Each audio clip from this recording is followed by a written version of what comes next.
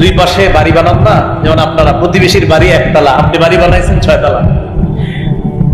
রাসূলুল্লাহ সাল্লাল্লাহু আলাইহি সাল্লামের হাদিস প্রমাণ করে তুমি যে 6 তলা বাড়ি বানায়া আমার উম্মতের বাতাস বন্ধ করলা, আমি নবী কিন্তু কাজটা পছন্দ করিনি। কি হলো বিষয়টা? জায়েজ আছে? আপনি 6 তলা বাড়ি বানানো জায়েজ আছে? নবীজি বলতেছেন তুমি বাড়ি বানাবা আমার উম্মতের বাতাস বন্ধ করবা, না না, বিষয়টা আমি নবীর ভালো লাগে না। তাহলে কি করবেন? আপনি বড় বাড়ি বানানোর আগে প্রতিবেশীর সাথে একটু কথা বলবেন, ভাইজান আমি তো একটা বাড়ি বানাবো, আমার 2-3টা সন্তান, 3-4 তলা করতে হবে, আপনার বাড়ি এখন 1 তলা, আমার বাড়িটা 3 তলা করলে আপনার তো এই পাশের বাতাস বন্ধ হবে, আপনি অনুমতি দিলে বাড়ি বানাইতে পারি। উনি অবাক হবে, আশ্চর্য হবে, দোয়াও করবে। উনি জিজ্ঞাসা মনে আপনাকে জিজ্ঞাসা করবে, ভাইজান আপনার বাড়ি আপনি বানাবেন, আমার কাছে জিজ্ঞাসা করার কি আছে? তখন আপনি বলবেন হাদিসে আসছে আমি বাড়ি বানানোর জন্য আপনার বাতাস বন্ধ না করি, তাই আপনার কাছ থেকে আগে থেকে মাপ চাইতে আসছি। উনি খুশি হবে, উনি দোয়া করবে, উনি বলবে আপনি বাড়ি বানান। তো এটা কিন্তু না জায়েজ না, আপনি বাড়ি বানান জায়েজ আছে। তো নবীজি বলতেছেন যে তুমি বাতাস বন্ধ করবা, না না, বিষয়টা না আমার পছন্দ হয় না। তাহলে এটা কতটা গুরুত্বপূর্ণ কথা, আল্লাহ আমাদেরকে বুঝার তৌফিক দান করেন। প্রতিবেশী সম্পর্কে আমার লম্বা একটা আলোচনা আছে, যারা এই জায়গায় আমার বয়ান দেখেন শুনেন, এই আলোচনাটা একটু সার্চ দিয়ে শুনে নেবেন বা এদের কাছেও পাইবেন। এই আলোচনা প্রতিবেশী সম্পর্কেই লম্বা একটা আলোচনা আছে, আলোচনাটা ইনশাআল্লাহ একটু মন দিয়ে দেখে দিন, যেন আমরা ভুল আলোচনায় চলে যাই। রাসূলুল্লাহ সাল্লাল্লাহু আলাইহি সাল্লাম বলেন প্রতিবেশী সম্পর্কে আমাকে এত বেশি বলছে, আমি ভেবে ফেললাম, ধারণা করে ফেললাম, না জানি প্রতিবেশীকে উত্তরাধিকার বানায় দেয়। প্রতিবেশীর হক আমরা যেন আদায় করতে পারি, আল্লাহ তৌফিক দান করেন। সহিহ মুসলিমের 46 নম্বর হাদিস, এই হাদিসের অনুবাদটা আমি আপনাদেরকে সাথে নিয়ে করব, বলেন ইনশাআল্লাহ।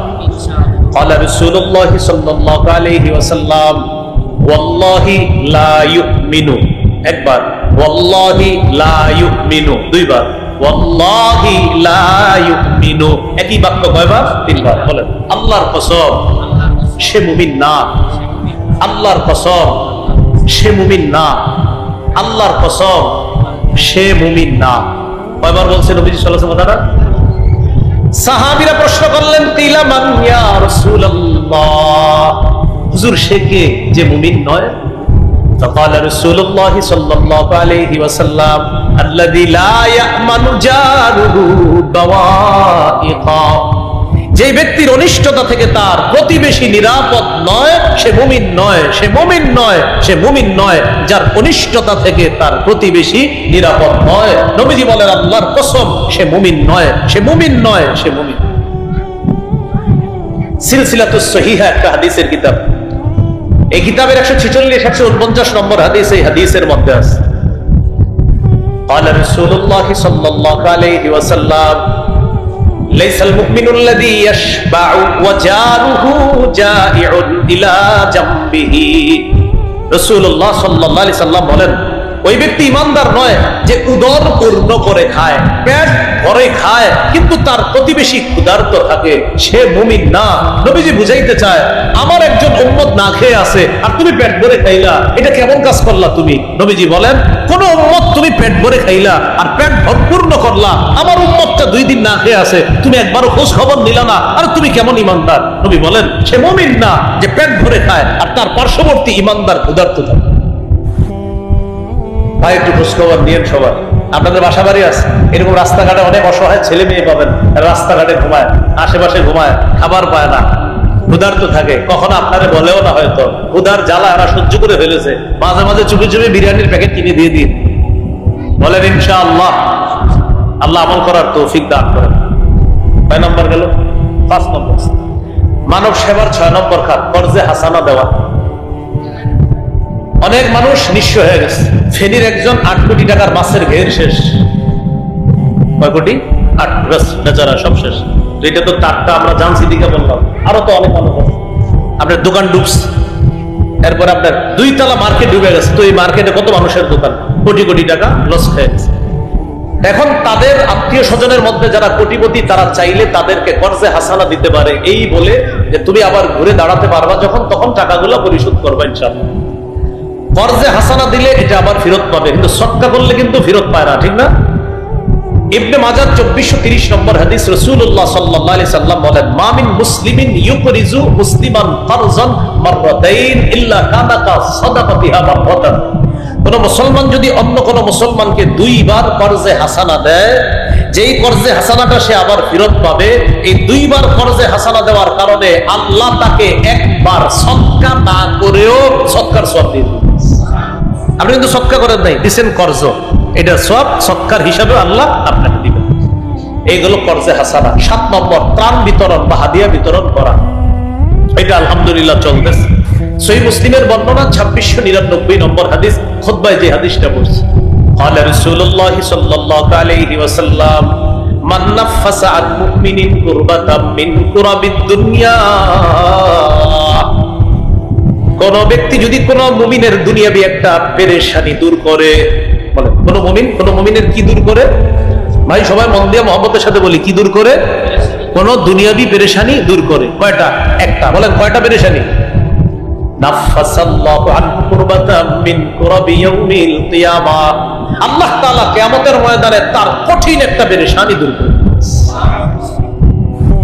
আবু দাউদের বর্ণনা 4946 নম্বর হাদিস, قال رسول الله صلى الله عليه وسلم من يسر على معسر يسره الله عليه, কেউ যদি অভাবগ্রস্ত কঠিন বিপদগ্রস্ত কোনো মানুষকে সহজ করে দেয়, তার পাশে দাঁড়ায়।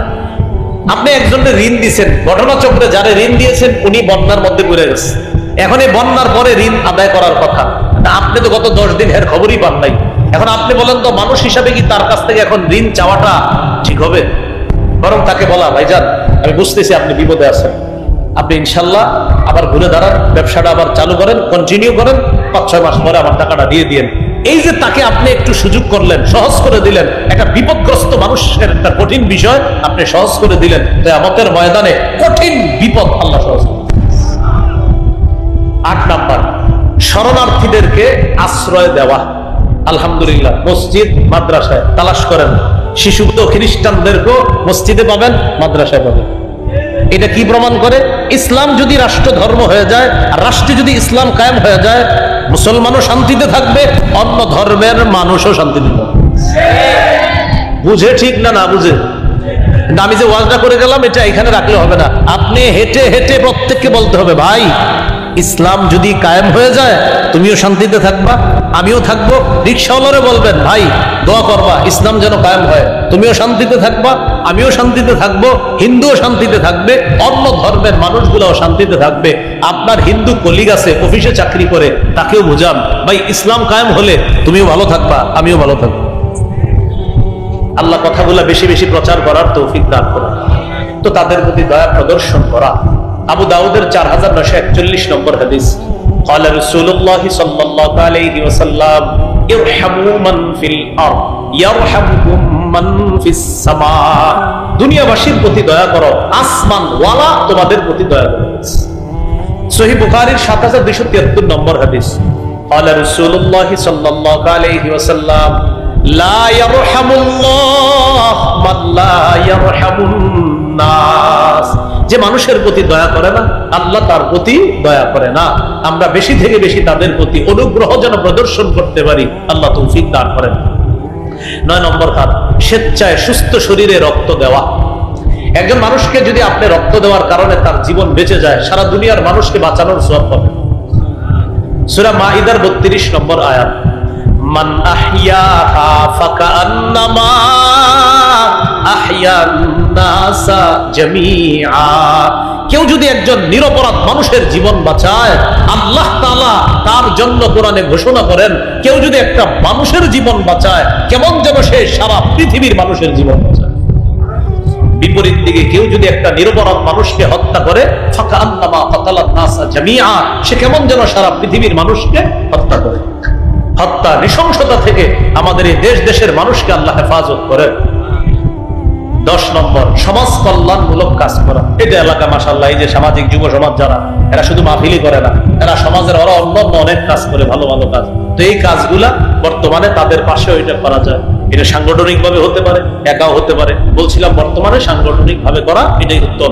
এর সবচেয়ে শ্রেষ্ঠ দৃষ্টান্ত হলো 25 বছর বয়সে মুহাম্মদুর রাসূলুল্লাহ সাল্লাল্লাহু আলাইহি সাল্লাম, 25 বছর বয়স থেকেই রাসূল সাল্লাল্লাহু আলাইহি সাল্লাম মানবিক যে সমস্ত কাজগুলো আছে, মানবতার সেবা, অসহায় মানুষদের পাশে দাঁড়ানো, বিধবাদের পাশে দাঁড়ানো, যারা ক্ষুধার্ত তাদের পাশে দাঁড়ানো, যারা বোঝা বহন করতে পারে না তাদের বোঝা বহন করা, যাদের পোশাক নাই তাদের পোশাকের ব্যবস্থা করে দেওয়া। আমাদের নবী নবুয়তের প্রকাশ ঘটানোর আগে থেকেই এই সামাজিক কাজগুলা আল্লাহ রাসূল করতেন। সেই ধারাবাহিকতায় এখনো আমরা করছি, করব যতদিন আমরা হায়াতে থাকবো। মুসলমান কখনো আমরা কারো অশান্তি কামনা করব না, আমরা সবার শান্তি কামনা করে আল্লাহকে বলবো, আল্লাহ আমাদের এই দেশটা যেন পরিপূর্ণ শান্তিতে চলে আসে, এই জন্য এই দেশে আপনি ইসলামী হুকুমত চালু করেন।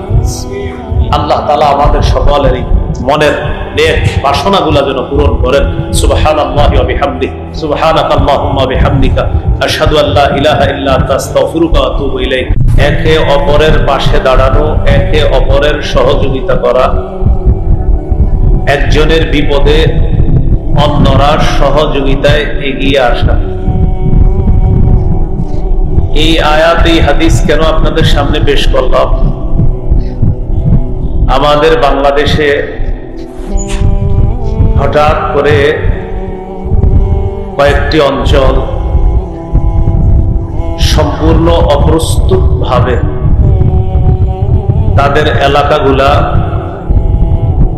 বন্যার পানিতে গাছপালা, পশু পাখি, এমনকি শিশু বাচ্চা, নারী পুরুষ অনেকেই ডুবে গিয়েছে।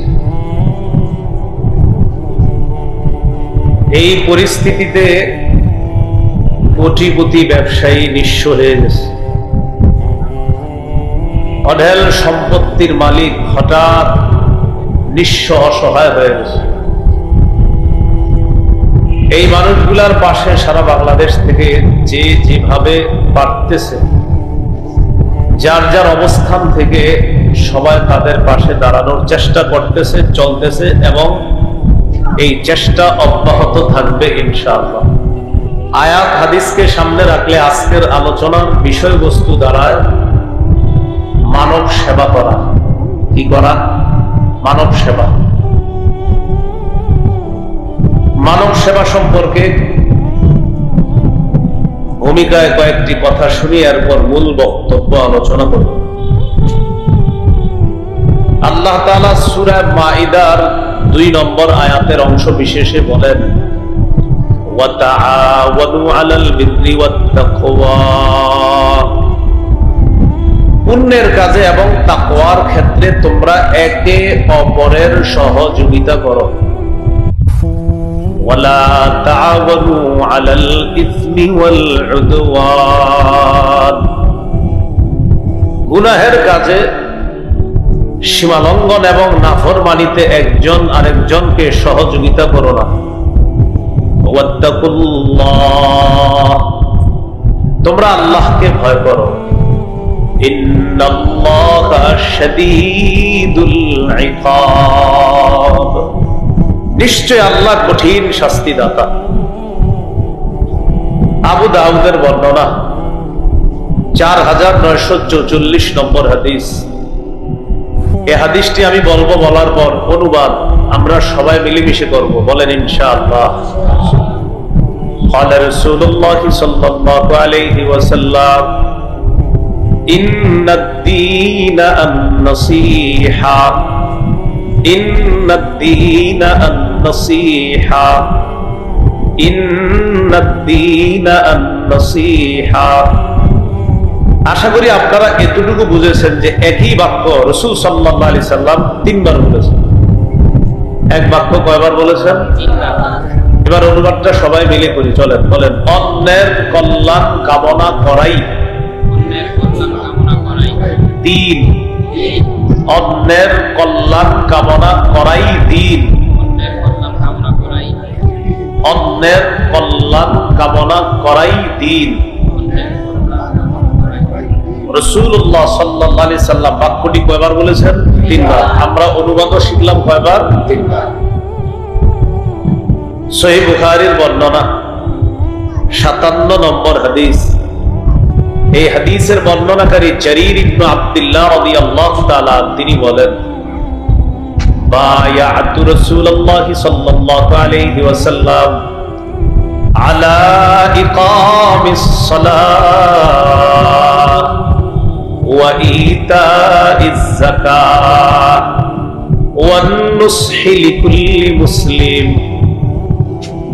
রাসূলুল্লাহ সাল্লাল্লাহু আলাইহি সাল্লামের সাহাবী জারীর ইবনে আব্দুল্লাহ রাদিয়াল্লাহু তাআলা আনহু বলেন, আমি নবীজি সাল্লাল্লাহু আলাইহি সাল্লামের কাছে বায়াত হলাম এই মর্মে, আলা ইকামিস সালাহ, আমি নামাজ কায়েম করব, ওয়া ইতাইজ যাকাত, আমি যাকাত আদায় করব, ওয়ান নুসহি লিকুল্লি মুসলিম, আমি প্রত্যেক মুসলমানের কল্যাণকামী হব, কল্যাণ কামনা করব, এই শর্তে নবীর কাছে আমি বায়াত হলাম। তাহলে প্রত্যেক মুসলমানের কল্যাণ কামনা করা আমার, আপনার, আমাদের সকলের দায়িত্ব, কর্তব্য। আল্লাহ এই কর্তব্য পালন করার তৌফিক দান করেন। সহিহ মুসলিমের বর্ণনা 2699 নম্বর হাদিস, 2699 নম্বর হাদিস। মোট হাদিস সংখ্যা হবে 3033টা। قال رسول الله صلى الله عليه وسلم, রাসূলুল্লাহ সাল্লাল্লাহু আলাইহি ওয়াসাল্লাম বলেন, আল্লাহু ফি আউনিল আবদি মা কানাল আবদু ফি আউনি আখি।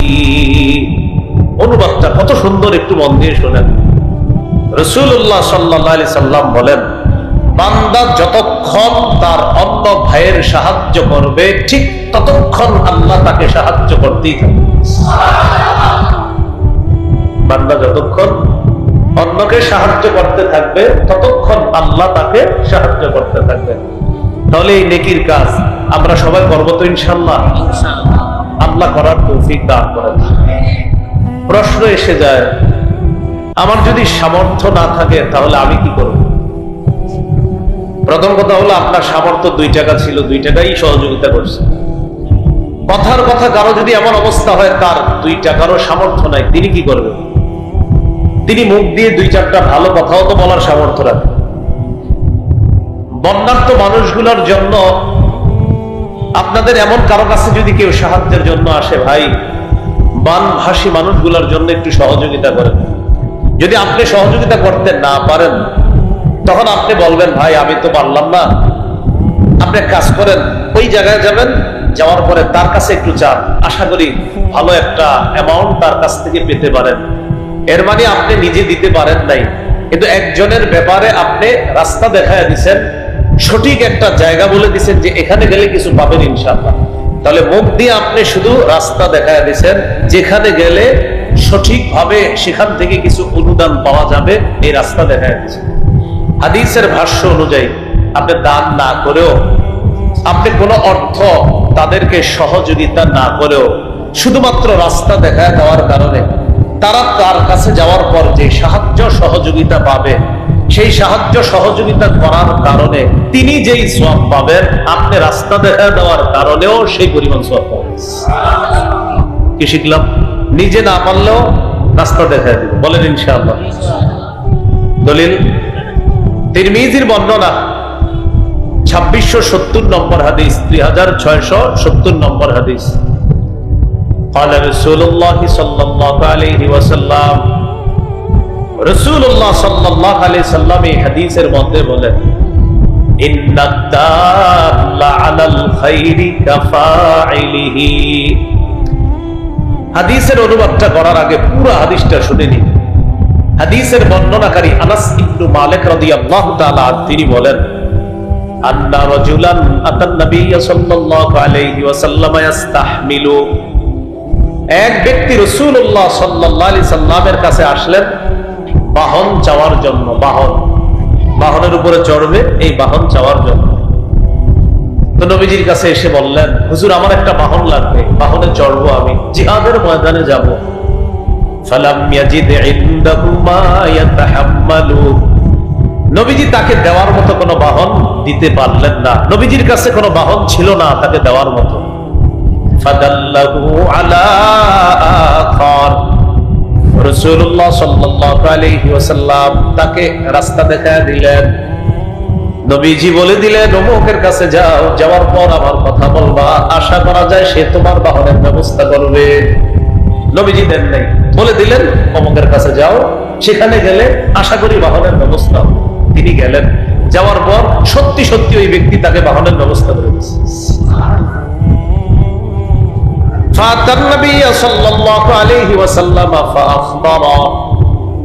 বাহন নিয়ে লোকটি আল্লাহ নবীর কাছে আসলেন, আসার পর বললেন, ইয়া রাসূলুল্লাহ, অমুক ব্যক্তির কাছে আপনি পাঠালেন, যাওয়ার পর আমি সত্যি তার কাছে বাহন পেয়ে গেছি। নবীজি বললেন, ইন্নাদ দাল্লা আলাল খাইরি কাফাইলিহি, ওই ব্যক্তি তোমাকে বাহন দিয়ে যে সওয়াব পেয়েছে, আমি রাস্তা দেখায় দেওয়ার কারণে সেই সওয়াব পেয়েছি। নবীজি কি শিখাইলেন? যে আমি বাহন দিতে পারি নাই, তো এমন একটা জায়গার কথা বলেছি যেখানে গেলে তুমি বাহন পাবা, আর সত্যি সত্যি পেয়ে গেছো, আমি রাস্তা দেখিয়ে দেওয়ার কারণে সেই সওয়াব পেয়ে গেছি। এবার আমার সাথে বলেন, কল্যাণের রাস্তা দেখিয়ে দিলে সেই কল্যাণকর কাজ যদি ওই ব্যক্তি করে, আল্লাহ তাআলা কল্যাণের রাস্তা দেখিয়ে দিয়েছে যিনি, কল্যাণকারীর মতোই তাকেও আল্লাহ সওয়াব দান করবে। আমি রাস্তা দেখাইছি, উনি করছে, উনি করে যে সওয়াব পাবে, আমি রাস্তা দেখাই সে সওয়াব।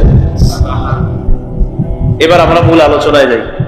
এতক্ষণ আমরা ভূমিকা জানলাম, এবার আমরা শিরোনামটা কিন্তু প্রথমে ঠিক করেছিলাম, আপনাদের মনে আছে কিনা? আজকের আলোচনার শিরোনাম কি? মানব সেবা। বলেন কি শিরোনাম? মানব সেবা।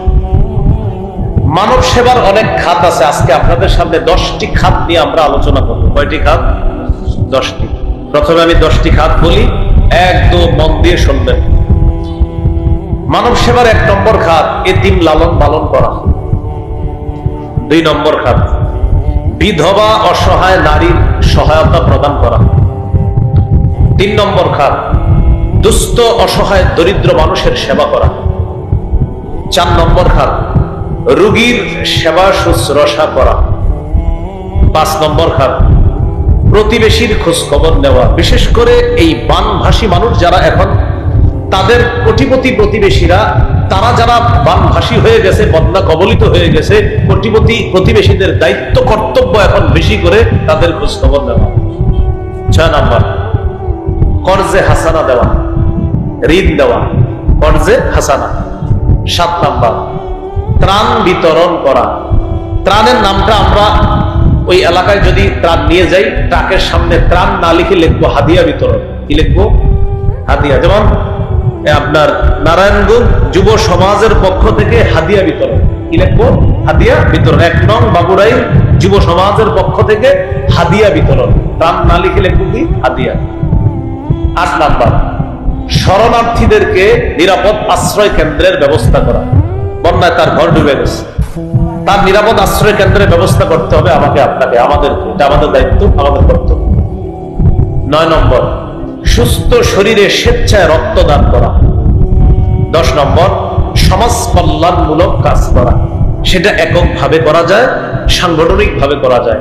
বাকি বন্যা সামনে রেখে এই কাজ এককভাবে না করে সাংগঠনিক ভাবে করাটাই উত্তম। এই 10টি খাত বললাম, আমি একসাথে আবার বলে দিচ্ছি, এরপর বিস্তারিত বলতেছি। এতিম লালন পালন করা, অসহায় বিধবা তাদেরকে সহায়তা প্রদান করা। 3 নম্বর দুস্থ অসহায় দরিদ্রদের সেবা করা। 4 নম্বর রোগীদের সেবা শুশ্রূষা করা। 5 নম্বর প্রতিবেশীর খোঁজ খবর রাখা। 6 নম্বর কর্জে হাসানা দেওয়া। 7 নম্বর ত্রাণ বিতরণ করা বা হাদিয়া বিতরণ। 8 নম্বর শরণার্থীদেরকে নিরাপদ আশ্রয় কেন্দ্রের ব্যবস্থা করে দেওয়া। 9 নম্বর স্বেচ্ছায় সুস্থ শরীরে রক্ত দেওয়া। 10 নম্বর সমাজ কল্যাণমূলক যে কোনো ভালো কাজ করা। এটা একা করা যেতে পারে, সাংগঠনিক ভাবেও করা যেতে পারে। এই 10টি খাত নিয়ে আপনাদের সামনে এখন ইনশাআল্লাহ কিছু কথা বলবো। 1 নম্বর খাত এতিমের লালন পালন করা। বন্যা পরবর্তীতে অনেক এতিম পাওয়া যাবে, ইতিমধ্যে পাওয়া গিয়েছে। যে বন্যায় তার মা হারিয়েছে, বাবা হারিয়েছে, মা বাবা ডুবে যাওয়ার সময় ওই বাচ্চাটারে ডেকের উপরে বসায় দিচ্ছে, ডেক্সির উপরে বসায় দিচ্ছে। এই বাচ্চা ভাসতে ভাসতে আপনার কিনারায় গেছে। এখন এই এতিমকে লালন পালন করার দায়িত্ব কর্তব্য যারা সুস্থ মুসলমান আছে তাদের দায়িত্ব কর্তব্য। সূরা বাকারার 83 নম্বর আয়াতে আল্লাহ বলেন, লা তা'বুদুনা ইল্লাল্লাহ وبالوالدين إحسانا وذي القربى واليتامى والمساكين আল্লাহ তাআলা বলেন লা তা'বুদুনা ইল্লাল্লাহ, আল্লাহ ছাড়া কারো ইবাদত করবা না, আল্লাহ ছাড়া কারো ইবাদত করবা না। ওয়া বিল ওয়ালিদাইনি ইহসানা, পিতামাতার প্রতি সদাচরণ করো। ওয়াদিল কুরবা, নিকটাত্মীয়ের প্রতি সদাচরণ করো। ওয়াল ইয়াতামা, এতিমের প্রতি সদ্ব্যবহার করো। ওয়াল মাসাকিন, যারা দরিদ্র অসহায় তাদের প্রতি সদ্ব্যবহার করো। এখানে আল্লাহ তাআলা অনেকগুলা খাত সম্পর্কে আলোচনা করেছেন। এর মধ্যে আল্লাহ তাআলা বিশেষভাবে এতিমদের কথা বলেছেন। তাদের লালন পালন করা, তাদের সাথে সদ্ব্যবহার করা, এটা আমাদের দায়িত্ব, কর্তব্য। শুধু যে বন্যা কবলিত এলাকার এতিমদেরকে আমরা ভালো ব্যবহার করবো এমন না, এই নারায়ণগঞ্জেও কোনো এতিম থাকলে তাদের সাথেও ভালো ব্যবহার করবো। সূরা বাকারার 215 নম্বর আয়াতে আল্লাহ বলেন, ইয়াসআলুনাকা মাযা ইউনফিকুন, নবী তারা আপনার কাছে জানতে চায় তারা কি খরচ করবে, কোন খাতে তারা খরচ করবে। কুল মা আনফাকতুম মিন খাইরিন ফালিল ওয়ালিদাইন ওয়াল আকরাবিন ওয়াল ইয়াতামা ওয়াল মাসাকিন ওয়া বিনিস সাবিল। সাহাবায়ে কেরাম আপনার কাছে জানতে চায় তারা কি খরচ করবে, কোন খাতে খরচ করবে। নবী আপনি বলেন, তোমরা যে সমস্ত ভালো মালগুলা খরচ করো, এই মাল তোমরা খরচ করবা মা বাবার পিছনে। তার পিছনে? ওয়াল আকরাবিনা, নিকটাত্মীয়দের পিছনে। ওয়াল ইয়াতামা, এতিমদের পিছনে খরচ করবা। ওয়াল মাসাকিন, দুস্থ অসহায় দরিদ্রদের জন্য খরচ করবা। ওয়া বিনিস সাবিল, মুসাফির সফরে বের হওয়ার পর হঠাৎ তার টাকা পয়সা শেষ হয়ে গেছে, তার জন্য তোমরা এই টাকা খরচ করবা। এই জায়গায় আল্লাহ তাআলা যাদের কথা বলছে, একজনও মরা না, সবাই জিন্দা। বলেন কাদের কথা বলছে? জীবিত। মা বাবার প্রতি টাকা পয়সা খরচ করতে বলছে কখন? জীবিত অবস্থায় তাদের প্রতি খরচ করতে হবে।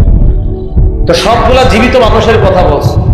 আমাদের মাঝে অনেক সময় কি হয়, জীবিত মানুষের জন্য খরচ করি, অনেক সময় আমরা মৃত মানুষদেরকেও টাকা পয়সা দিয়ে আসি। কাজগুলা ঠিক না, এগুলা অন্যায়।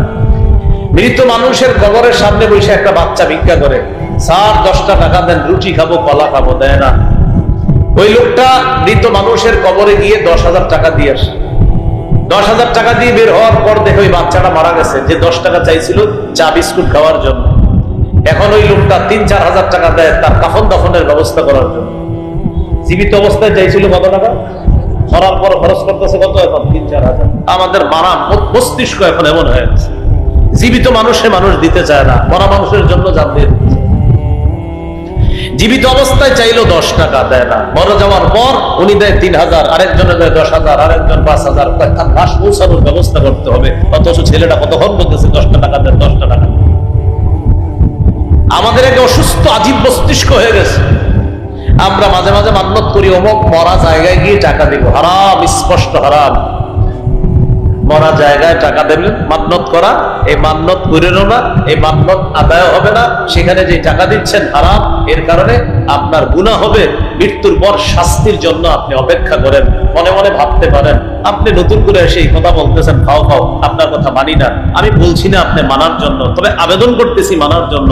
মানলে ভালো, না মানলে খবর আছে। তো বলছিলাম এতিমদের জন্য টাকা পয়সা খরচ করতে বলছে আল্লাহ তাআলা। বিপরীত দিকে বন্যা কবলিত যে সমস্ত এলাকা, এই এলাকায় এমন কিছু এতিম পাওয়া যাবে যে এতিমের মা বাবা অনেক টাকা পয়সা ব্যাংকে রেখে গেছে।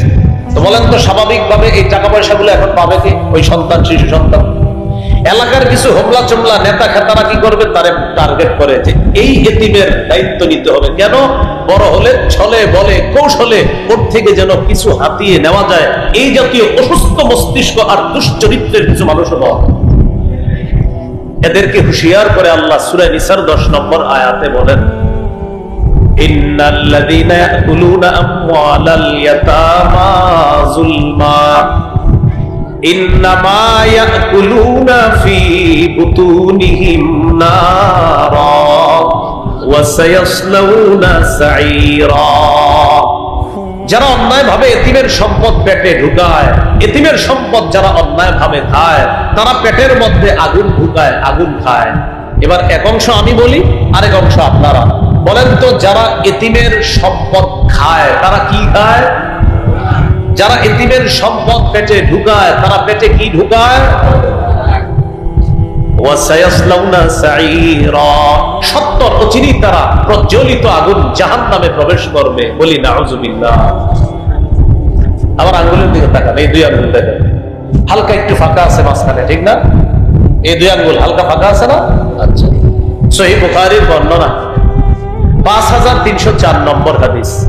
قال رسول الله صلى الله عليه وسلم انا وكافل اليتيم في الجنة هكذا وأشار بالسبابة والوسطى وفرج بينهما। রাসূলুল্লাহ সাল্লাল্লাহু আলাইহি ওয়াসাল্লাম তর্জনী এবং মধ্যম আঙ্গুলে ইশারা করে আল্লাহ নবী দুই আঙ্গুল এইভাবে ফাঁকা করে বলেন, আমি এবং এতিমের লালন পালনকারী এইভাবে পাশাপাশি জান্নাতে থাকবো, পাশাপাশি জান্নাতে থাকবো। এতিম লালন পালন করা অনেক বড় ফজিলতের কাজ। আপনার ভাই মারা গেছে, ভাতিজা এতিম হয়ে গেছে, তারে লালন পালন করবেন নেকির আশায়, সওয়াবের আশায়। এই নিয়তে লালন পালন করবেন না যে বড় ভাইয়ের কিছু সম্পত্তি আছে, ভাতিজারে দেখি কোনোভাবে লালন পালন করে ভাইয়ের সম্পত্তি গুলা ছিনিয়ে নেওয়া যায় কিনা। এই জাতীয় লোক কিন্তু নারায়ণগঞ্জ না থাকলেও বাংলাদেশে আছে। আল্লাহ বুঝার তৌফিক দান করেন। এখানে আছে, এখানে তো আরো বড় ধরনের আছে, এমনি ছোটখাটো আছে কিনা জানি না, বড় ধরনের আছে। আপনার হাজী সাহেব স্টাইলে আপনাদের সম্পদ ছিনতাই করবে, আপনার পাগড়ি স্টাইলে ছিনতাই করবে, আর বুঝাবে যে আমি নামাজ পড়ি এত রাকাত তত রাকাত, আপনার সম্পদ ছিনতাই করে নিয়ে যাবে। এটা কথা সারা জীবন মনে রাখবেন। জালেমকে যদি জালেম না বলেন, জালেমের জুলুমকে যদি জুলুম না বলেন, আপনার পরবর্তী প্রজন্ম নিশ্চিত বিপদের মধ্যে ঠেলে দিচ্ছেন। এ কথা লিখে রাখেন সাদা কাগজে, সারা জীবন মনে রাখবেন। আল্লাহ তাআলা বলেছেন, ওয়ালা তারকানু ইলাল্লাযীনা যালামু, জালেমদের প্রতি ঝুঁকবা না, ফাতামাসসাকুমুন নার, আগুন তোমাদেরকে স্পর্শ করবে যদি জালেমের প্রতি ঝুঁকে যাও। সবাই বলেন, জালেম হব না, জুলুম করব না, জালেমের প্রতি ঝুঁকবো না, জালেমের সহযোগী হব না। কটা কথা বললাম? বলেন, জালেম হব না, জুলুম করব না, জালেমের প্রতি ঝুঁকব না, জালেমের সহযোগী হব না।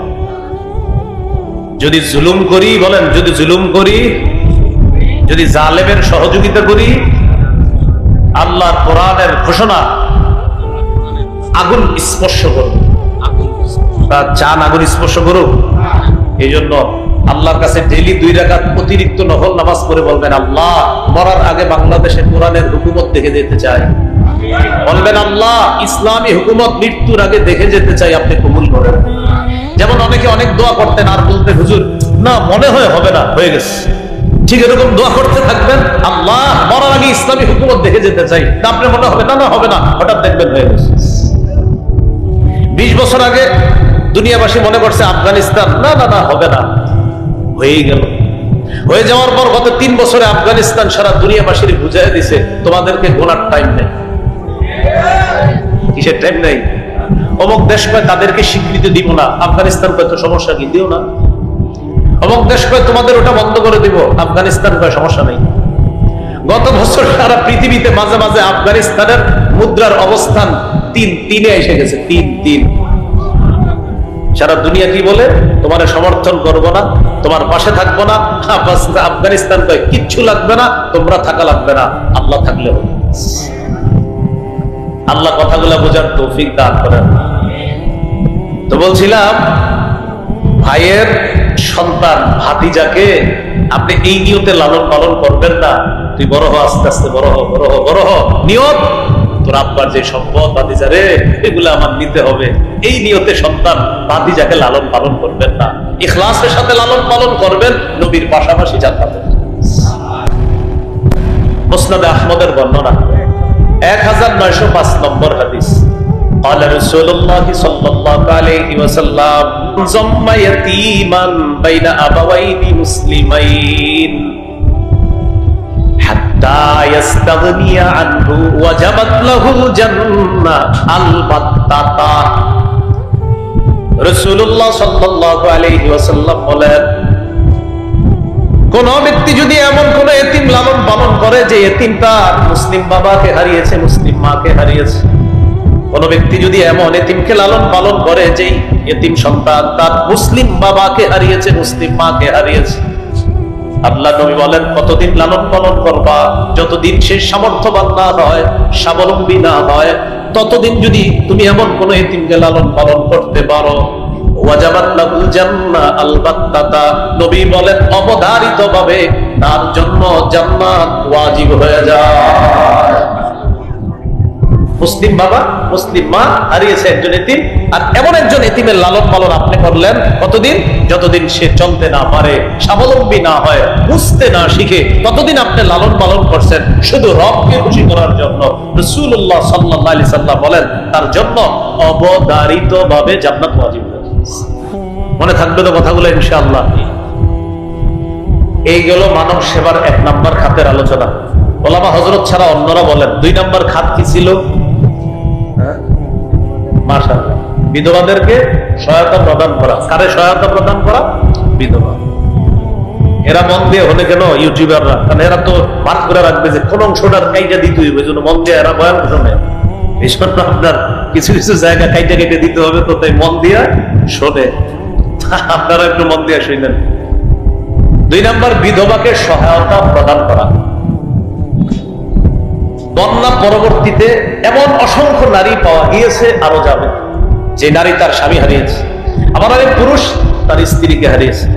আমরা আল্লাহর কাছে আশাবাদী যে পুরুষ তার বিবিকে হারিয়েছে তিনি ইনশাআল্লাহ অচিরে ঘুরে দাঁড়াবে। আমরা আল্লাহর কাছে এটা আশাবাদী, পুরুষ হিসাবে তিনি কষ্ট করে চেষ্টা করে আবার ঘুরে দাঁড়াবে ইনশাআল্লাহ। কিন্তু একজন নারী এতটা সহজ না, তিনি আবার ঘুরে দাঁড়াতে পারেন, কারণ তিনি দুর্বল।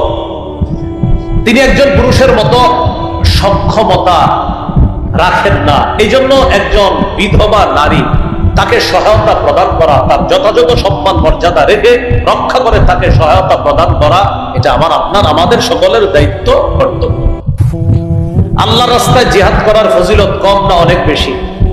সারা রাত তাহাজ্জুদ পড়ার ফজিলত কম না বেশি? সারাদিন নফল রোজা অবিরত রাখার ফজিলত কম না অনেক বেশি? কয়টা ফজিলতের কথা বললাম? 3টা। জিহাদের ফজিলত, সারা রাত নামাজ পড়ার ফজিলত, সারাদিন রোজা রাখার ফজিলত। এবার হাদিস শোনেন, সহিহ বুখারীর বর্ণনা 5353 নম্বর হাদিস, 5353 قال رسول الله صلى الله عليه وسلم الساعي على الأرملة والمسكين كالمجاهد في سبيل الله أو القائم الليل الصائم النهار। কোন ব্যক্তি যদি অসহায় বিধবা নারীকে সহায়তা প্রদান করার জন্য এগিয়ে যায়, মুজাহিদ আল্লাহর রাস্তায় জিহাদ করলে যে সওয়াব, তাহাজ্জুদ আদায়কারী সারা রাত তাহাজ্জুদ করলে যে সওয়াব, নফল সিয়াম পালনকারী সারাদিন নফল রোজা রাখলে যে সওয়াব, শুধু বিধবাকে সহায়তা প্রদান করলে আল্লাহ তার আমলনামায় সেই সওয়াব দিয়ে দেয়। জিহাদের সওয়াব, সারা রাত নফল নামাজের সওয়াব, সারাদিন নফল রোজা রাখার সওয়াব। এই জন্য ভানবাসী মানুষগুলোর মধ্যে যারা বিধবা, যথাযথ সম্মান মর্যাদা রেখে যারা কাজ করতেছে, আরো করবে, অব্যাহত থাকবে ইনশাআল্লাহ। এখন শুকাইতেছে আস্তে আস্তে, এখন আরো অনেক কাজ এসে গেছে আপনার, বাড়ি করে দেওয়া, ঘর করে দেওয়া। আলহামদুলিল্লাহ, ওলামায়ে কেরাম যথাসাধ্যভাবে তারা সহ আমাদের দেশের সর্বস্তরের জনগণ একসাথে কাজ করতেছে, আলহামদুলিল্লাহ। 3 নম্বর খাত কি ছিল? অসহায় দুস্থ দরিদ্রদের সেবা করা। আলহামদুলিল্লাহ, সর্বশ্রেণীর মানুষ অসহায়দের পাশে দাঁড়াচ্ছে। এটা একটা কথা আপনারা সবাই স্বীকার করতে হবে, সেটা হলো এদেশে যে কোনো দুর্যোগে সর্বপ্রথম ওলামায়ে কেরাম ঝাঁপিয়ে পড়ে। এই কথাটাকে আপনারা সবাই স্বীকার করতেছেন? তবে এবারের বন্যাকে কেন্দ্র করে সারা বাংলাদেশ এক হয়ে গেছে, এবং এই সারা বাংলাদেশ এক হওয়াটা কেমন যেন আমি ভালো ভালো কিছু স্বপ্ন দেখতেছি ভবিষ্যতে। অতীতেও দুর্যোগ হয়েছে, কিন্তু সারা বাংলাদেশ এক হয়ে গেছে এমন হয় নাই, কিন্তু এই বন্যাকে কেন্দ্র করে মুসলমানদের পাশাপাশি হিন্দু, বৌদ্ধ, খ্রিস্টানরা সহ সবাই এক হয়ে গেছে। কেমন যেন বাংলাদেশ জানান দিতেছে ষড়যন্ত্র করে লাভ নাই, ভবিষ্যতে ঝামেলা করলে সবাই মিলে মোকাবেলা করবে। এরা মুসলমান সহ সবাই জানান দিতেছে যে দেখো বিপদে সারা বাংলাদেশের সবাই এক, আমরা কোনো বিপদে ফেলাইতে চেষ্টা করবা সবাই এক হয়ে। এই জায়গায় যে ঠিক বলছেন, এই ভবিষ্যতে এই মানসিকতা রাখবেন ইনশাল্লাহ। তাহলে এই বদনা কেন্দ্র করে এক হয়ে গেছে, আমরা দোয়া করব এই একতাটা যেন আল্লাহ টিকায় রাখে। শুধু একতা যদি ঠিক থাকে তাহলে খবর আছে। কি খবর আছে বলেন? বাতিলদের খবর আছে। বলেন কাদের? বাতিলদের খবর আছে। আল্লাহ বুঝার তৌফিক দান করেন। দুস্থদেরকে সহায়তা প্রদান করা মানে জান্নাতের ঘাটি অতিক্রম করা। সূরা বালাদের 14 থেকে 16 নম্বর আয়াতে আল্লাহ তাআলা বলেন, আও ইতআমুন ফি ইয়াউমিন যী মাসগাবা ইয়াতীমান যা মাকরাবা আও মিসকিনান যা মাতরাবা। ক্ষুধার দিনে মানুষকে খাওয়ানো, নিকটাত্মীয় এতিমকে খাওয়ানো, ভুলণ্ঠিত অভাবগ্রস্ত মানুষকে খাওয়ানো মানে হলো আল্লাহর জান্নাতের ঘাটি অতিক্রম করা। অভাবীকে খাওয়ানো, এতিমকে খাওয়ানো, ভুলণ্ঠিত অভাবগ্রস্তদেরকে খাওয়ানো মানে জান্নাতের ঘাটি অতিক্রম করা। এই জাতীয় নেকির কাজে আমরা সবাই স্বতঃস্ফূর্তভাবে অংশগ্রহণ করার তৌফিক দান করেন। বিপরীত দিকে অভাবগ্রস্তদের পাশে যদি না দাঁড়াই, আল্লাহ না করেন, এটা জাহান্নামে যাওয়ার কারণ হতে পারে বলি নাউযুবিল্লাহ। দলিল সূরা মুদ্দাসসিরের 42 থেকে 44 নম্বর আয়াতে আল্লাহ তাআলা বলেন, জান্নাতীরা জাহান্নামীদেরকে প্রশ্ন করবে। কারা? জান্নাতীরা জাহান্নামীদেরকে প্রশ্ন করবে, মা সালাকাকুম ফি সাকার। আচ্ছা, তোমাদেরকে কোন জিনিস জাহান্নামে প্রবেশ করালো? জাহান্নামে আসার কারণ কি? কি অপরাধ করছো তোমরা? জাহান্নামী মানুষগুলা জবাব দিবে, ক্বালু লাম নাকু মিনাল মুসাল্লিন, আমরা নামাজ পড়তাম না। ওয়া লাম নাকু নুতঈমুল মিসকিন, অসহায় ক্ষুধার্ত মানুষদেরকে আমরা খাওয়াইতাম না, দুস্থ মানুষদেরকে খাওয়াতাম না। সহিহ বুখারীর বর্ণনা 12 নম্বর হাদিস, আন্না রাজুলান সাআলান নবিয়্য সাল্লাল্লাহু আলাইহি ওয়াসাল্লাম আইয়ুল ইসলামি খায়রুন ইয়া রাসূলুল্লাহ। এক ব্যক্তি রাসূলুল্লাহ সাল্লাল্লাহু আলাইহি সাল্লামকে জিজ্ঞাসা করলেন, ইসলামের কোন রীতিনীতি সবচেয়ে উত্তম? فقال رسول الله صلى الله عليه وسلم تطعم الطعام, ক্ষুধার্তকে খাবার খাওয়ানো, এটা ইসলামের শ্রেষ্ঠ রীতিনীতির অন্তর্ভুক্ত হয়ে যায়। ক্ষুধার্তকে খাবার খাওয়ানো। আলেমদেরকে আপনারা দাওয়াত দিয়ে কত আইটেম করেন? 15, 20, কত আইটেম করি আমরা আলেমদেরকে দাওয়াত দিই। অথবা কোটিপতি আত্মীয় স্বজনকে দাওয়াত দিই, কত আইটেম করি। ছেলের বিয়ে, মেয়ের বিয়েতে তাদেরকে দাওয়াত দিয়ে কত আইটেম করি। ক্ষুধার্ত মানুষকে দাওয়াত দিয়ে খাওয়াইছেন, এমন প্রয়োজন পাওয়া যাবে সমাজে? বলেন যে আপনি কানে কানে একজন গরিবকে বললেন, আগামী শুক্রবার জুমার নামাজের পর তুমি তোমার পরিবার নিয়ে আমার বাসায় আসবা, তোমার দাওয়াত। তো ওই গরিব মানুষটা মনে করবে কি যে উনি মনে হয় দরজার মধ্যে বসায় কিছু খাওয়াই দিবে। সাধারণত তো এটাই মনে করে, কারণ আপনি তো তাকে সাধারণত দরজায় বসায় হয়তো মাঝে মাঝে 1 প্লেট ভাত দিচ্ছেন, ভাতের সাথে মাছ গোস্ত দিয়ে দিচ্ছেন, না এখানে বসে খাবেন। গরিবকে মাঝে মাঝে কানে কানে বলবেন, আগামী শুক্রবার জুমার পর তোমার পরিবার সহ আমার বাসায় দাওয়াত। কেমন দাওয়াত? আমারে দাওয়াত দিবে, যেমন ভাবে দাওয়াত দিবেন ঠিক তাকে এইভাবে দাওয়াত দিবেন। আপনি কোটিপতি আত্মীয়কে যেভাবে দাওয়াত দিতেন তাকে এইভাবে দাওয়াত দিয়ে তাদেরকে যেখানে বসায় খাওয়াইতেন তাকেও সেখানে বসায় খাওয়াবেন। বিশ্বাস করেন, এই হঠাৎ খুশি হয়ে যাওয়াতে আপনার জন্য জান্নাত ওয়াজিব হয়ে যাবে।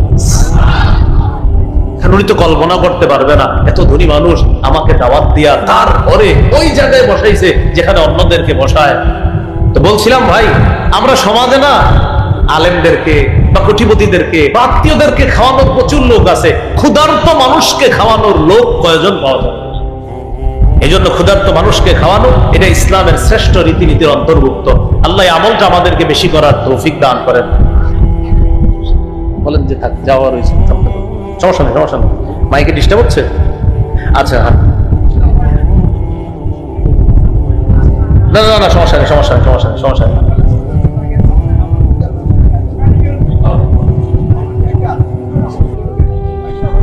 আচ্ছা আচ্ছা থাক, এখন ঠিক হয়ে গেছে, ঠিক আছে ঠিক আছে।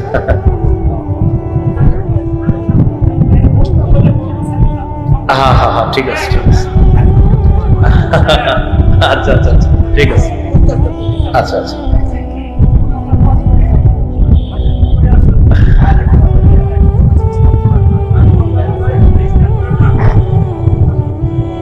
কথা বোঝা যাইতেছে পিছনে? আচ্ছা এখন বোঝা যাইতেছে, ঠিক আছে।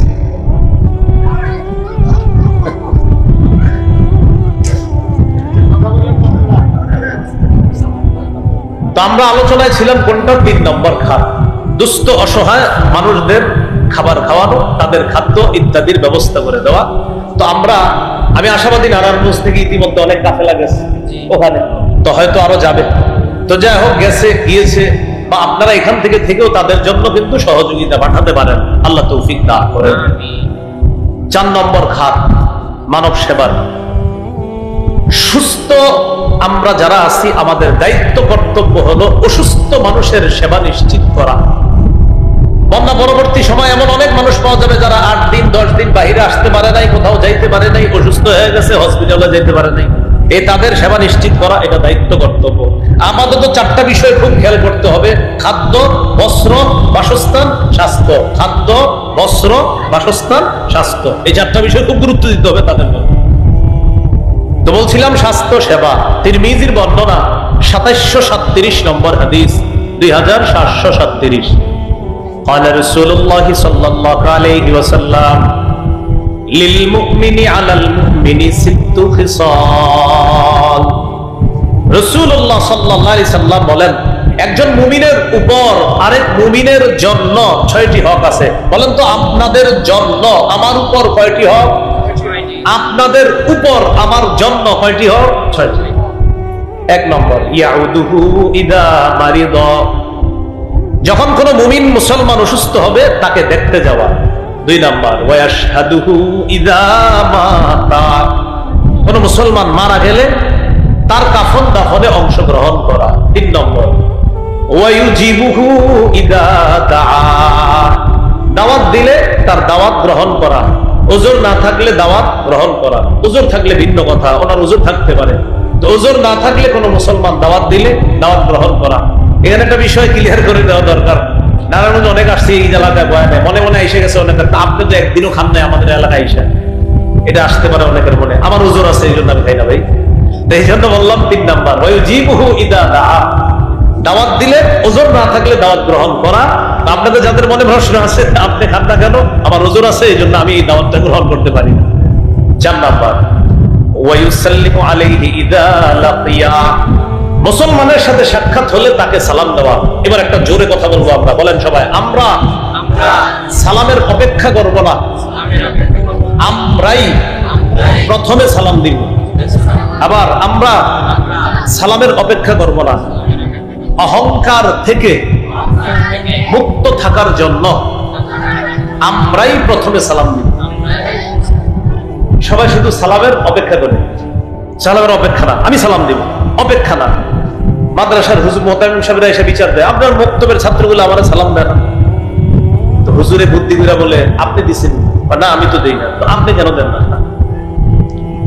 এই জন্য অনেকে এরকম অভিযোগ নিয়ে আসে, আপনার ছাত্রগুলা সালাম দেয় না। সব খালি হুজুরকে দোষ আর মাদ্রাসার ছাত্রকে দোষ, আর কারো দোষ নেই। 6 বছর 7 বছরের বাচ্চা বুঝেই বা কি, এর ব্যাপারে এসে নালিশ করে ছেলেগুলা সালাম দেয় না। তো আমারে কে কিন্তু নালিশ করেন না, বললে এত সুন্দর সুন্দর জবাব আল্লাহ বের করে দেয় আমার মুখ দিয়ে, যে আপনি কিন্তু একদম হাসি মুখ কালো হয়ে যাবে। যেমন আমাকে যদি এসে বলেন যে মাদ্রাসার ছোট্ট বাচ্চারা সালাম দেয় না, তা আমি বলতে পারি আপনাকে, কখন দেখলেন? আর বললেন না, ওই দিন আমি বাজারে যাইতেছিলাম ওদের সামনে দিয়ে, ওরা ওই দোকানের সামনে বসা, আমার সালাম দেয় না। তো আমি জবাবে বলবো, হাদিসে আসছে যিনি যাবে, যারা বসা তাদেরকে সালাম দিবে। তো আপনি তো যাইতেছিলেন, ওরা বসা ছিল, আপনি সালাম দেন নাই। তখন কি হবে? হাসি মুখটা চুপ হয়ে যাবে। এগুলো বিষয় অনেক সময় এসে বিচার দেয়, আপনার ছাত্রগুলো নামাজে ডিস্টার্ব করে, মাদ্রাসার হুজুরদেরকে বিচার দেয়। তো ছোট মানুষ 6-7 বছর বয়স, ওরা একটু দুষ্টামি করতেই পারে। আমার কাছে কেউ বললে আমি বলি, আপনি দেখলেন কিভাবে ওই যে দুষ্টামি করে নামাজে? আর বললেন না, সামনের কাতারে ওই কোনায় দুষ্টামি করতেছে, তো আপনি এখানে মনে করেন। আমি তখন আমাদের মাদ্রাসায় হেদায়েতুন নাহু জামাতে পড়ি মিরপুরে, এক ভাই সত্যি সত্যি মুসলিম বাজার মসজিদ, বিশাল বড় মসজিদ, এক ছাত্রের ব্যাপারে উনি চিল্লাচিল্লি শুরু করছে, এই ছেলেটা ডিস্টার্ব করে। তো উনি যেখানে দাঁড়াইছে আর ছাত্ররা দুষ্টামি করছে ওই কোনায়। এখন নামাজে বলে উনি এখান থেকে ওই কোনায় কি বলে দেখছেন, উনি এইখানে, ছাত্র দুষ্টামি করছে ওই কোনায়, তাও কোনো আওয়াজের দুষ্টামি না যে আওয়াজ হয়েছে এই জন্য হয়তো কান গেছে, আওয়াজ না, হয়তো ওখানে হাত এরকম এরকম করছে, কিছু একটা করছে। তো উনি বলতেছে খালি ডিস্টার্ব করে। আমি বললাম ঠিক আছে, আপনি দেখলেন কিভাবে ও যে দুষ্টামিটা করলো, এটা দেখলেন কিভাবে, ওর অপরাধ আপনি দেখলেন কিভাবে? হাসিব কালো হয়ে। এজন্য আমি আপনাদেরকে বলছি সালাম আমরাই আগে দিব, অহংকার থেকে মুক্ত থাকার জন্য। বলেন ইনশাআল্লাহ। হাদিসে আসছে আল বাদি বিস সালাম বারিউম মিনাল কিব, অহংকার থেকে ওই ব্যক্তি নিরাপদ যে প্রথম সালাম দেয়। 4 নাম্বার ওয়া ইউসাল্লিমু আলাইহি ইযা লাকিয়া, সাক্ষাৎ হলে সালাম দেওয়া। 5 নাম্বার ওয়া ইউশাম্মিতুহু ইযা আতাসা, হাঁচি দেওয়ার পর মুসলমান বলবে আলহামদুলিল্লাহ, আপনি জবাবে বলবেন ইয়ারহামুকাল্লাহ। হাঁচি দেওয়ার পর উনি বলবে আলহামদুলিল্লাহ, আপনি বলবেন ইয়ারহামুকাল্লাহ। 6 নাম্বার ওয়ায়ানসাহু লাহু ইযা গাবা আও শাহিদা, মুসলমান আপনার সামনে থাক অথবা পিছনে থাক, সদা সর্বদা তার কল্যাণ কামনা করা, এটা আপনার দায়িত্ব, কর্তব্য। এই 6টার মধ্যে 1 নাম্বার অসুস্থ হলে তার সেবা শুশ্রূষা করা, তাকে দেখতে যাওয়া। এই আমলটা আমরা সবাই করব ইনশাআল্লাহ। সহিহ বুখারীর বর্ণনা 5373 নম্বর হাদিস। এই হাদিসে 3টি হুকুম দিয়েছে রাসূলুল্লাহ সাল্লাল্লাহু আলাইহি ওয়াসাল্লাম। قال رسول الله صلى الله عليه وسلم اطعموا الجائع وعودوا المريض وفكوا العانية। রাসূলুল্লাহ সাল্লাল্লাহু আলাইহি সাল্লাম বলেন, তোমরা ক্ষুধার্ত ব্যক্তিকে খাওয়াও, ওয়াউদুল মারিদ, অসুস্থ ব্যক্তির সেবা শুশ্রূষা করো। 3 নম্বর ওয়াফুকুল আনিয়া, যারা নিরপরাধ তাদেরকে জেলখানা থেকে ছুটানোর ব্যবস্থা করো। যারা নিরপরাধ, এমন মানুষ পাবেন জেলে আপনি 15 বছর 12 বছর জেলে, জিজ্ঞেস করবেন কেন, ও বলবে আমি নিজেও জানি না। এই কথার কথা যদি এই দেশে থাকে খোঁজ নিয়ে দেখেন, আপনি যদি থাকে এরকম থাকলে আপনি বলবেন বুখারীতে আসছে রাসূল সাল্লাল্লাহু আলাইহি সাল্লাম বলেন নিরপরাধ মানুষকে ছুটানোর ব্যবস্থা করো। এটা হলো রাসূল সাল্লাল্লাহু আলাইহি সাল্লামের দিক নির্দেশনা। জান্নাতের ফল বাগানের ফল কারা কারা খাইতেছে? আমি খাইতেছি, বলেন ইনশাআল্লাহ। রাসূলুল্লাহ সাল্লাল্লাহু আলাইহি সাল্লাম কি বলে দেখেন, সহিহ মুসলিম 2568 নম্বর হাদিস, 2568। قال رسول الله صلى الله عليه وسلم من عاد مريضا لم يزل في غرفة الجنة حتى يرجع। কোন মুসলমান যদি অন্য কোন মুসলমানকে দেখতে যায়, রোগীর সেবা শুশ্রূষা করতে যায়, আল্লাহ নবী বলেন ওই ব্যক্তি ফিরে আসার আগ পর্যন্ত জান্নাতের ফল বাগানের মধ্যে ফল আহরণ করে বেড়ায়। রোগী দেখতে গেছেন তো দেখা আসার আগ পর্যন্ত কেমন যেন জান্নাতের ফল বাগানে ছিলেন, এর মানে নবী বুঝাই আমল করলে মরার পর জান্নাতের ফল বাগানে ফল আহরণ করতে থাকবে। এখন মানুষ রোগী দেখতে যায় না, 2 কেজি মালটা নেওয়া লাগবে, এই জন্য রোগী দেখতে যায় না। আপনি মালটা নেওয়া লাগবে না, এমনি দেখতে যায়। কে একটু বললেন আল্লাহ তোমারে সুস্থ করুক, আল্লাহ তোমারে ভালো রাখুক, এই দুটো তো বলতে পারবেন, এইটুকু করে আল্লাহ কথাগুলো আমল করার তৌফিক দান করেন। আমিন। কিয়ামতের ময়দানে আল্লাহ তাআলা বলবেন আমি অসুস্থ, তুমি আমারে দেখতে আসো নাই। আল্লাহ বলবে কিয়ামতের মাঠে। সহিহ মুসলিমের 2569 নম্বর হাদিস। এই হাদিসের মধ্যে আছে قال رسول الله صلى الله عليه وسلم يقول الله يوم القيامة يا ابن آدم مرضت فلم تعدني। আল্লাহ তাআলা বলবেন হে আদম সন্তান, আমি অসুস্থ হলাম, তুমি আমাকে দেখতে আসো নাই, আমার সেবা শুশ্রূষা করো নাই। কে বলবে? বলেন কে বলবে? আবার কে বলবে? বান্দা বলবে কাইফা আউদুকা ওয়া আনতা রাব্বুল আলামিন। আল্লাহ আপনি না বিশ্ব জগতের রব, আপনি কি অসুস্থ হননি? আপনি তো বিশ্ব জগতের রব, আপনি তো অসুস্থ হন না, আপনাকে আবার কি সেবা শুশ্রূষা করব? আল্লাহ তাআলা বলবেন আমা আলিমতা আন্না আবদি ফুলানান মারিদা ফালাম তাউদহু। তুমি কি জানতে না আমার অমুক বান্দা অসুস্থ হয়েছে, তুমি তাকে সেবা শুশ্রূষা করো নাই, তাকে দেখতে যাও নাই, তুমি জানো না এই কথা, তুমি কেন গেলা না? আমা আলিমতা আন্নাকা লাউ উদ্দাহু লাওয়াজাদতানি ইনদা। তুমি যদি অসুস্থ ব্যক্তিকে দেখতে যাইতা, তার সেবা শুশ্রূষা করতা, তার জন্য যদি দোয়া করতা, সেখানে গিয়ে 2-4টা দোয়া করে যদি তুমি চলে আসতা, সেখানে ওই রোগীর কাছে আমি আল্লাহকে তুমি পেয়ে যেতে। তাহলে ভাই, রোগী আল্লাহ তাআলা বলবে আমি অসুস্থ হয়েছি, তুমি দেখতে আসো নাই। উদ্দেশ্য হলো আমার বান্দা অসুস্থ হয়েছে, তুমি দেখতে যাও নাই। কথাগুলার গুরুত্ব অনুধাবন করার তৌফিক দান করেন। কয় নাম্বার গেল? 4 নাম্বার। মানব সেবার 5 নম্বর খাত প্রতিবেশীর খোঁজ খবর রাখা। তো বলছিলাম বানভাসী মানুষগুলা যারা এখন, তাদের কোটিপতি আত্মীয় স্বজন যারা আছে, আপাতত ওই প্রতিবেশীর খোঁজ নেওয়া তাদের খুবই দায়িত্ব, কর্তব্য। সহিহ বুখারীর 6015 নম্বর হাদিসের বর্ণনা, قال رسول الله صلى الله عليه وسلم ما زال جبريل يوصيني بالجار حتى ظننت انه سيورثه। নবীজি বলেন, জিবরিল আমিন আমাকে প্রতিবেশীর হক আদায় করতে এত বেশি বলছে, এত বেশি বলছে, এত বেশি বলছে। নবী আপনি প্রতিবেশীর হক আদায় করেন, নবী আপনি প্রতিবেশীর হক আদায় করেন, নবী আপনি প্রতিবেশীর হক আদায় করেন। নবীজি বলেন, এত বেশি বলছে আমাকে, আমি ধারণা করে ফেললাম না জানি আল্লাহর পক্ষ থেকে জিবরিল আমিন আমাকে এসে এই কথা বলে ফেলে যে প্রতিবেশীকেও মিরাজ দিবেন। প্রতিবেশীকে কি দিবেন? যদিও প্রতিবেশীকে মিরাজ দিতে হবে না, কিন্তু নবীজি বলেন এত বেশি প্রতিবেশীর হক আদায় করতে বলছে, আমি টেনশনে পড়ে গেলাম, না জানি আল্লাহ কখন বলে ফেলে যে প্রতিবেশীকে মিরাজও দিবেন। এটা আল্লাহ কিন্তু বলে নাই, কিন্তু নবীজি বলেন এত বেশি আমাকে প্রতিবেশীর হক আদায় করতে বলছে। প্রতিবেশীর হক আদায় করবো তো ইনশাআল্লাহ।